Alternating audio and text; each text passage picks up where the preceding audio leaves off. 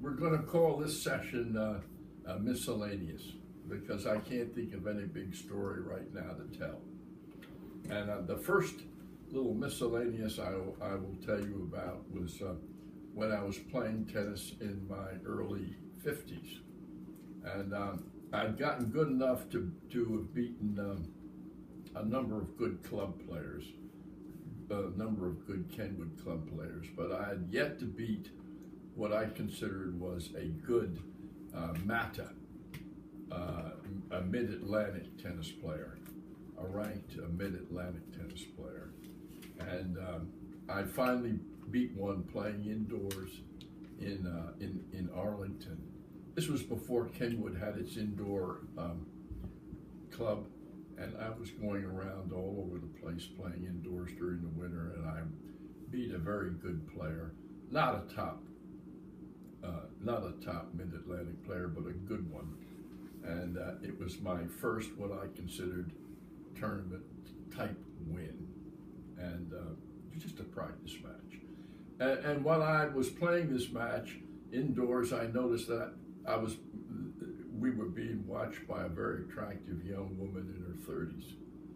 And when the match was over, I came off the court. This woman rushed up to me and proclaimed that, get this, I was the best tennis player she had ever seen. And you can think fantastic things in a fraction of a second. And I thought two things: what a ridiculous statement, and why would she say such a stupid thing as that to me? I mean, what could be her motive? And then she completed her thought. She said, "Who never bends his knees." So I was the best tennis player she had ever seen who never bends his knees. And I've never forgotten that, because it's true. Apparently, I rarely bend my knees, which may account for the fact that I played tennis for 50 years just about, and never hurt my knees at all, because I never bent them. Okay, that takes care of that miscellany. Now, here's another miscellany that I think I should tell you about my tennis. It was early in Kenwood tennis. It was back in the days when tennis was extremely popular. Everybody, it had been kicked off by the Bobby Riggs, Billie Jean King TV match that got nationwide attention. And everybody was running out on the tennis court thinking that tennis was easy to play back in that era. And this was when I was learning to play tennis at Kenwood. And the system that Kenwood has is a very good one. You can't make a reservation in advance for a court. You have to show up and sign up. And if your name comes up and your partner's not there, you don't drop down, you go to the end of the list. You can't keep your position. And if you're going to play doubles and your players aren't there, you have to go, you lose your spot. So there's a lot of sitting around, standing around, but best of all, afterwards there was a lot of sitting around and talking. And we used to, all us older men, we would cluster around a Kenwood great, Biff Oliphant. Biff was a very fine tennis player. He was the best of the older guys. He was a perennial, quarterfinalist or semifinalist in the club tournament. He could no longer win it because he was too old, but he was really good. And he was a great storyteller.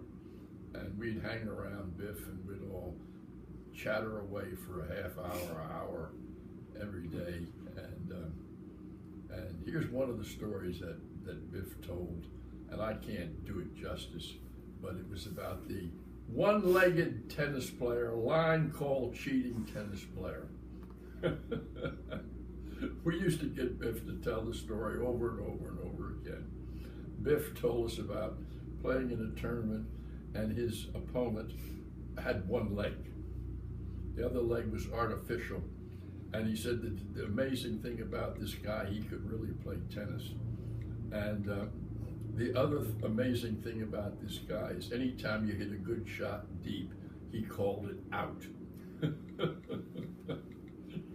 He said you couldn't hit a decent deep shot without this guy calling your ball out. And he said I was horrified to find that I was losing this match, and there's nothing I could seem to do about it. And then suddenly I decided I've got to drop shot this guy.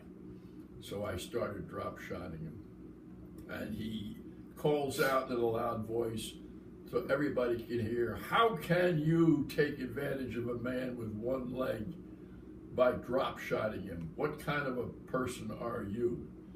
And I shouted back even louder. I said, "You one-legged line called cheating tennis player. See if you can call a drop shot out. I want to see you call a drop shot out. You're going to get nothing but drop shots." And so Biff Oliphant defeated the one-legged line called cheating tennis player. End of stories. Oh, well, I can get another miscellany here, which was a lot of fun for me. Ellie and I were on a trip to Puerto Rico, and we were at a resort in the very eastern tip of Puerto Rico, a new resort. And who was there but a whole bunch of Australian tennis players, greats of the past, who had been hired to come to this place and entertain everybody, I guess. But I was walking through the bar, and I stopped because I saw about 4 or 5 of them, and I knew them all. But I say I knew them all by eyesight. Ken Rosewall, Rod Laver, people like that. And Fred Stolle, you name them, I knew them all. And I stopped and I said, "Oh, hello." And they said to me, "Are we supposed to know who you are?" And I said, "No, but I know who all you are." And they said, "Well, join us." So I joined them. And of course, I kept very quiet. I only spoke when spoken to. I listened to them talk. And I must have spent 35 minutes with them. And then a few days later, I'm walking through the same bar, and I see them all there, and I say, I'm not looking in their direction because I don't want them to, be pestered by a guy like me. And one of them calls out, Dave, hello, come on over." And then another one says, "We're buying you a beer. Come on, join us. We're buying you a beer."